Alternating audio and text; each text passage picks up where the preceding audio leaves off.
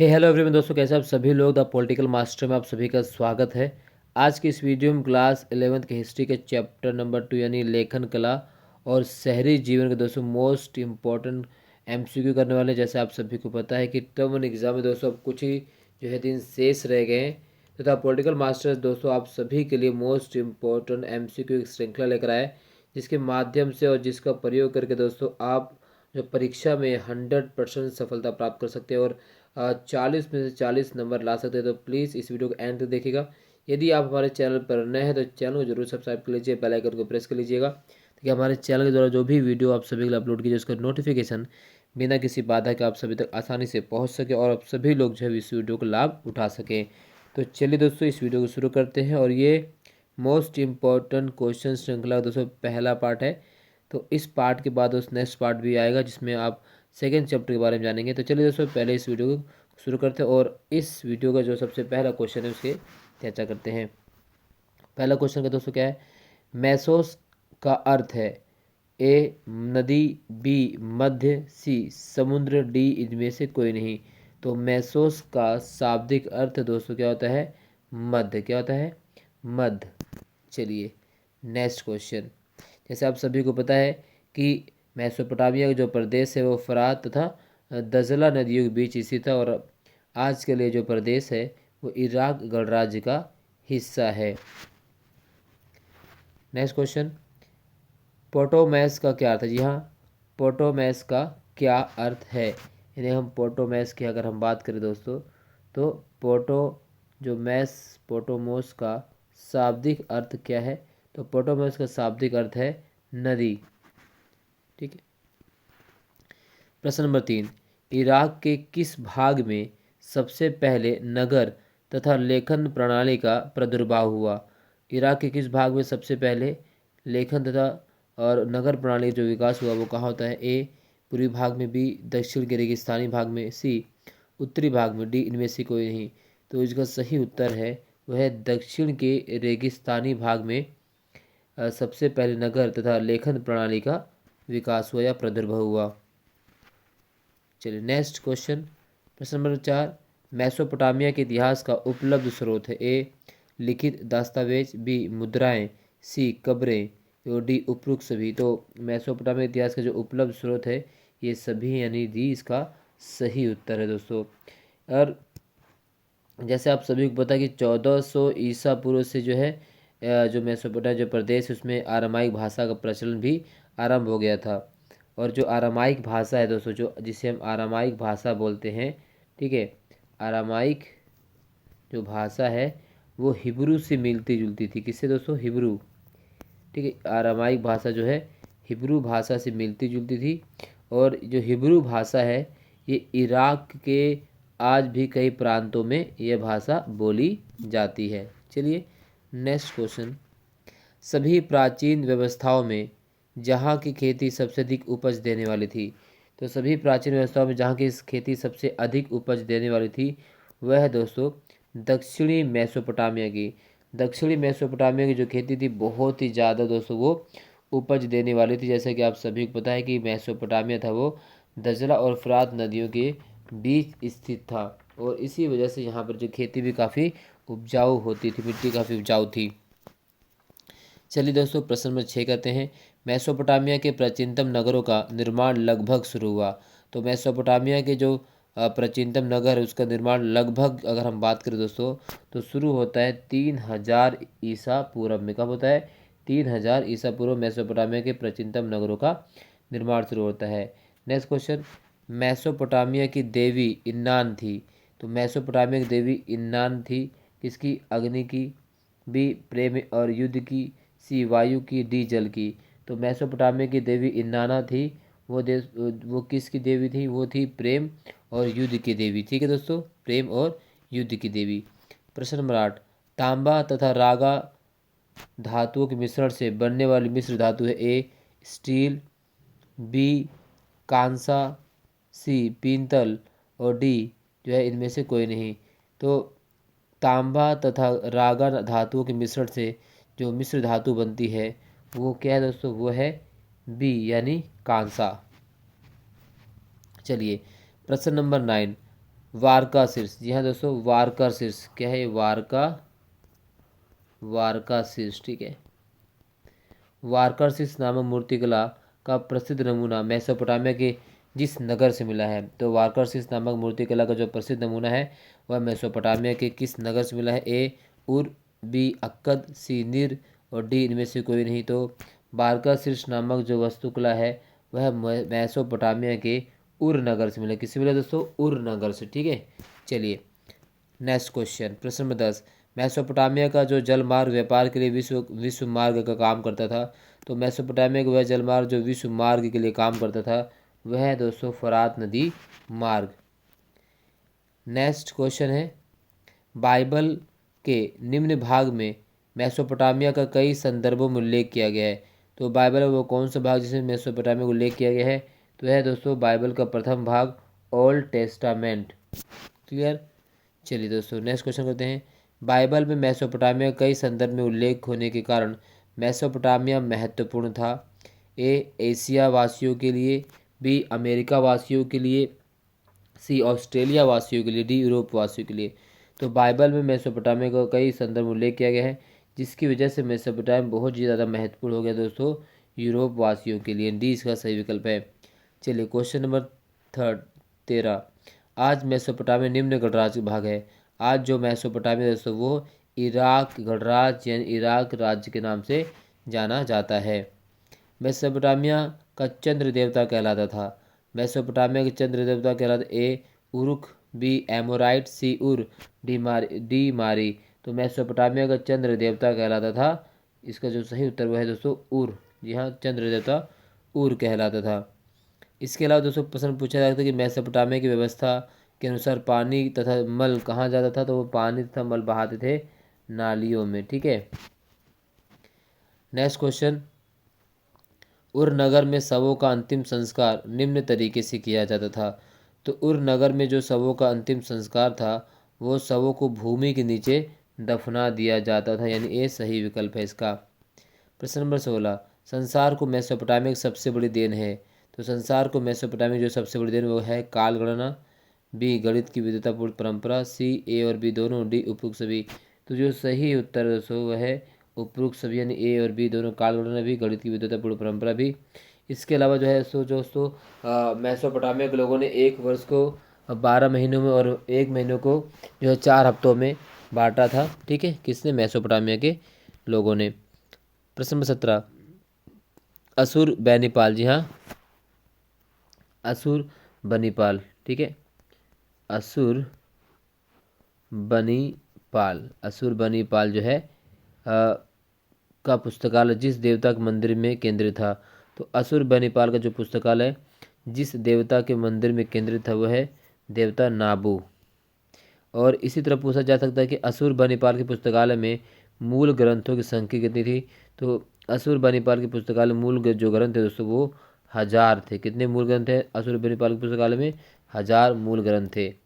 चलिए question number 18, Babylon का अंतिम शासक था, जी हाँ बेबीलोन का अंतिम शासक था, ए नेबोडिनस, क्या है बोला गया दोस्तों, यहाँ पर थोड़ा सा मिसप्रिंट है, यह है दोस्तों नेबोनिडस, ठीक है, नेबोडिनस, बी नेबोपोलासर, सी असुरबनीपाल, डी जिब्रेलियम। तो बेबीलोन का अंतिम शासक है वो है क्या, ए नेबोडिनस। कौन है दोस्तों, एक बार मैं आपको सही से लिख के दिखा देता हूँ, वह है नेबोनिडस, ये है बेबीलोन का अंतिम शासक। चलिए प्रश्न नंबर 19, मेसोपोटामिया में जो पहली पट्टिकाएँ मिली हैं वह हैं लगभग, तो मेसोपोटामिया में जो पहली पट्टिकाएँ मिली वो कितनी पुरानी है, तो मेसोपोटामिया में जो पहली पट्टिकाएँ हैं वो लगभग है 3200 ईसा पूर्व। कब तक की, 3200 ईसा पूर्व। चलिए प्रश्न नंबर 20, मेसोपोटामिया की किलाकार लिपि का प्रतीक चिन्ह व्यक्त करता था, तो मेसोपोटामिया की जो किलाकार लिपि का जो प्रतीक चिन्ह क्या व्यक्त करता था, ए व्यंजन को, बी स्वर को, सी अक्षर को, डी उपयुक्त सभी। तो मेसोपोटामिया की किलाकार लिपि का जो प्रतीक चिन्ह व्यक्त करता था दोस्तों सी अक्षर को व्यक्त किया करता था लिपि। मेसोपोटामिया की सबसे पुरानी ज्ञात भाषा थी, तो मेसोपोटामिया की सबसे जो पुरानी ज्ञात भाषा की अगर हम बात करें तो यहाँ से भी क्वेश्चन पूछा जा सकता है। तो मेसोपोटामिया की सबसे पुरानी ज्ञात भाषा थी? ए असीरियन, बी सुमेरियन और सी अक्कदी, डी लैटिन। तो मेसोपोटामिया की सबसे पुरानी ज्ञात भाषा थी बी सुमेरियन भाषा सबसे प्राचीन थी। मेसोपोटामिया के निम्न शहर को केवल शहर कहकर पुकारा जाता था। तो मेसोपोटामिया के उस शहर को केवल शहर कहकर पुकारा जिसका नाम है उरुक।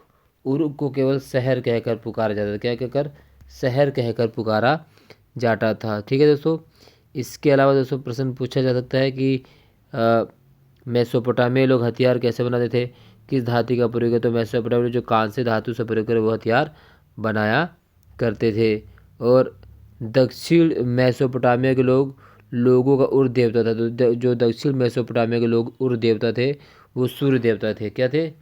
दक्षिण मेसोपोटामिया उर्द देवता वो थे सूर्य देवता। चलिए, पत्थर के ऐसे शिलापट्ट जिन पर अभिलेख उत्कीर्ण किए जाते थे कहलाते थे?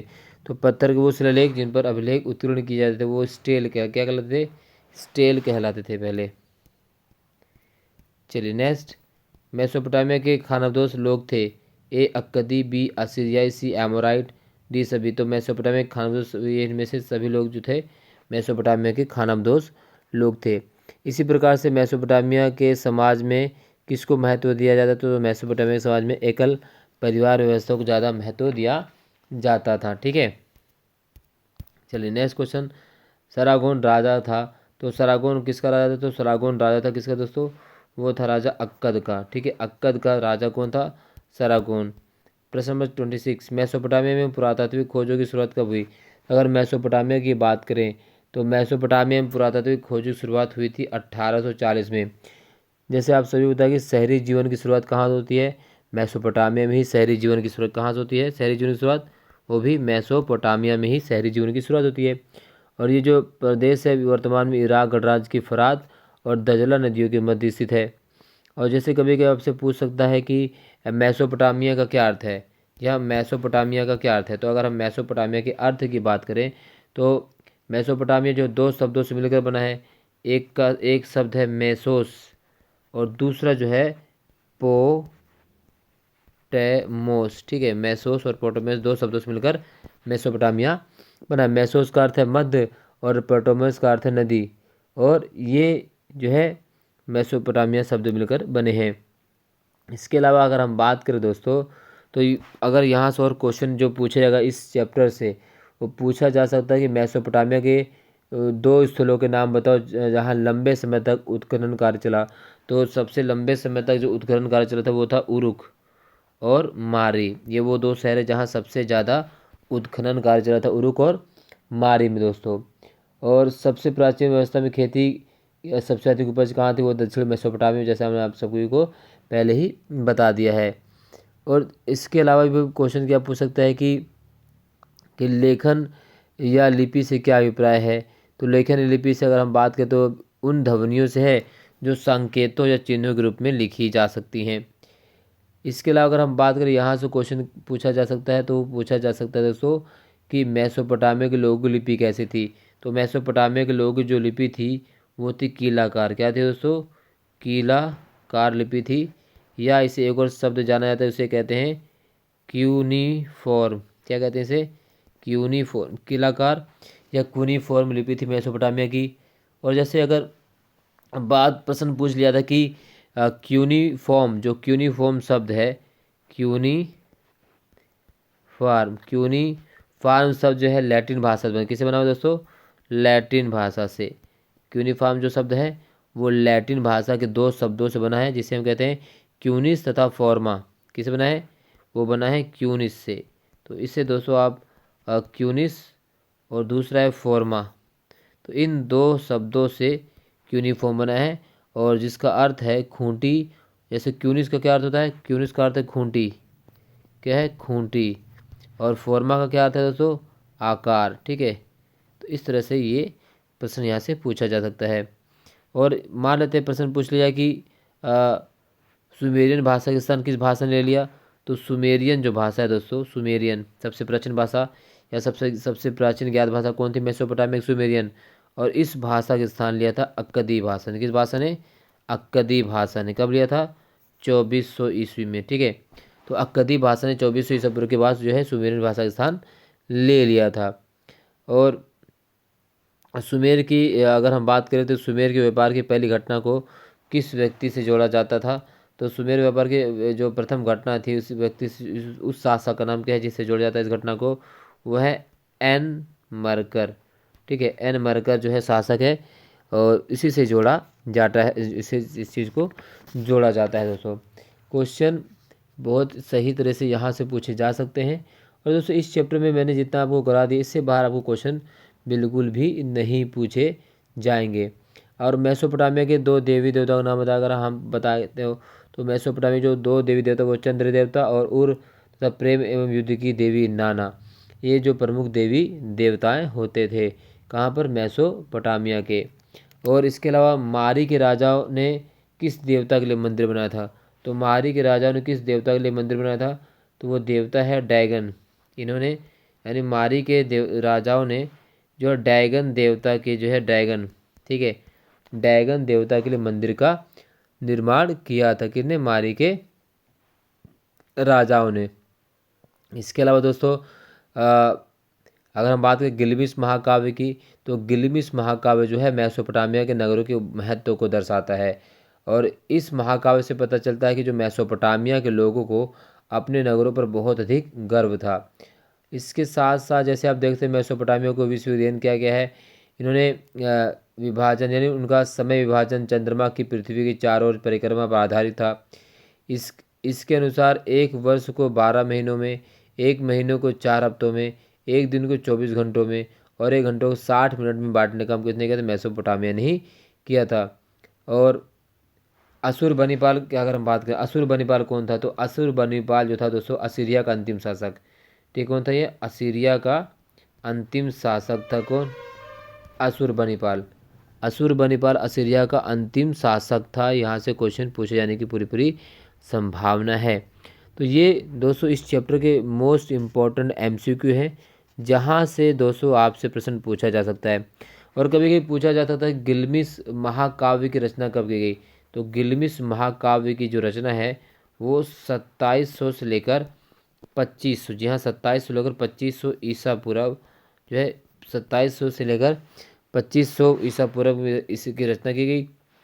और जो गिलमिश महाकाव्य है दोस्तों ये महाकाव्य जो है 12 पट्टिकाओं में, कितनी पट्टिकाओं में गिलमिश महाकाव्य?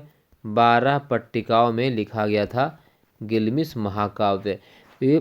तो इस चैप्टर के आई थिंक जितने भी इम्पोर्टेंट क्वेश्चन थे दोस्तों एमसीक्यू से आधारित वो मैंने आप सभी को करवा दिए हैं। इस वीडियो को दोस्तों एंड तक देखने के लिए बहुत बहुत धन्यवाद दोस्तों। इस जो जितने भी इम्पोर्टेंट क्वेश्चन इसके द्वारा से आप रिवीजन कर सकते हैं ताकि आपकी जो पढ़ाई और पुख्ता हो जाए और आप अच्छे से नंबर ला सके दोस्तों। और अगर आप हमें टेलीग्राम पर ज्वाइन करना चाहते हैं तो द पॉलिटिकल मास्टर दोस्तों टेलीग्राम पर सर्च कर सकते हैं, वहाँ हमें ज्वाइन करें। वहाँ पे आपको हर इंपॉर्टेंट क्वेश्चन PDF उपलब्ध हो जाएगा।